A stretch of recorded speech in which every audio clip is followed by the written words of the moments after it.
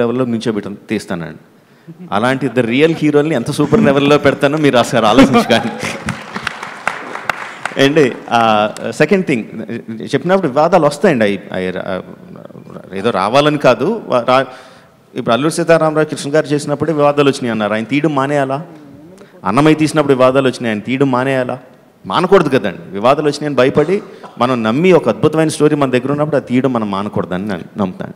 Sir, ఇప్పుడు multi starrer అనేటువంటి దానికి డిఫరెన్స్ రకరకాలుగా కనిపిస్తున్నాయండి. ఒక సీనియర్ హీరోని ఒక జూనియర్ హీరోని పెట్టి కూడా మల్టీ స్టారర్ అంటున్నారు. But the real definition for a multi starrer is 2 contemporary heroes of equal age and equal stature చేసినప్పుడు అది కరెక్ట్ మల్టీ స్టారర్కి ఆ డిఫైన్ బాక్స్లో సిట్ అవుతుందండి.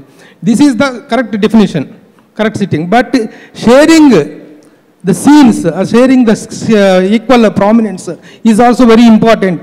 Our point of view, what is the conflict you are going to face, how you are going to handle and tackle it?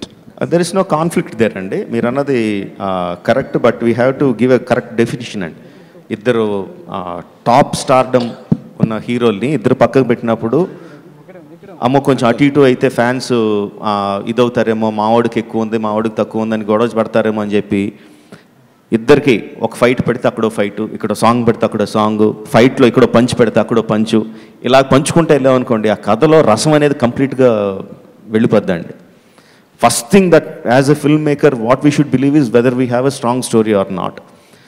Audience cinema థియేటర్కి వచ్చి థియేటర్లో కూర్చున్న 10 నిమిషాల్లో చరణ్ని తారక్ని మర్చిపోయి నేను చూపించిన క్యారెక్టర్స్ని చూడగలరా లేదా అన్నది is the biggest exercise that we did.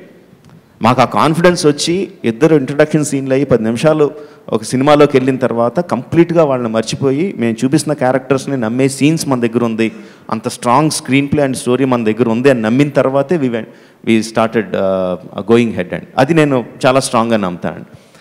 And balance ఉండాలండి. బ్యాలెన్స్ ఎక్కడ ఉండాలండి? నేను ఇందాక అన్నట్టు ఒక ఫైట్ ఒక సాంగ్ కాదు. ఆడియన్స్ని మనసుకి వాళ్ళ హత్తుకుని లెవెల్స్లో బ్యాలెన్స్ ఉండాలండి. ఒకళ్ళ మీద ఎక్కువ ఇష్టపడి ఒకళ్ళు తక్కువ ఇష్టపడేటట్టు చేస్తే that is a unbalance story. I don't think I have an unbalance story అండి. సినిమా కంప్లీట్ అయ్యేసరికి ఆడియన్స్కి కొమరం భీం పాత్రలో తారక్ ఎంత నచ్చుతాడో అల్లూరి సీతారామరాజు పాత్రలో చరణ్ కూడా ఈక్వల్గా నచ్చుతాడండి. ఇద్దరి మీద ఆడియన్స్కి సమానమైన ఎంపతి ఉంటుంది. దాంట్లో నేను సరి సమానమైన బ్యాలెన్స్ వచ్చేటట్టు జాగ్రత్త తీసుకున్నాను.